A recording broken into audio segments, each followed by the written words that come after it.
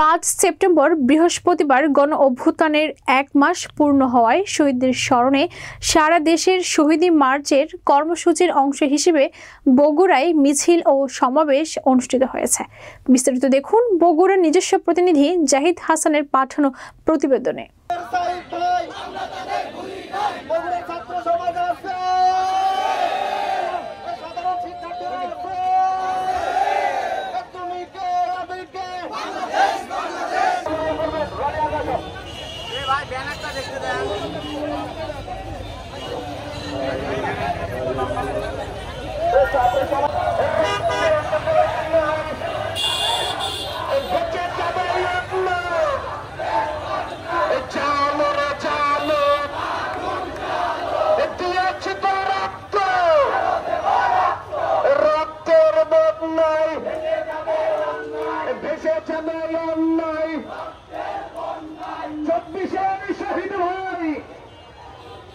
আমরা তাদের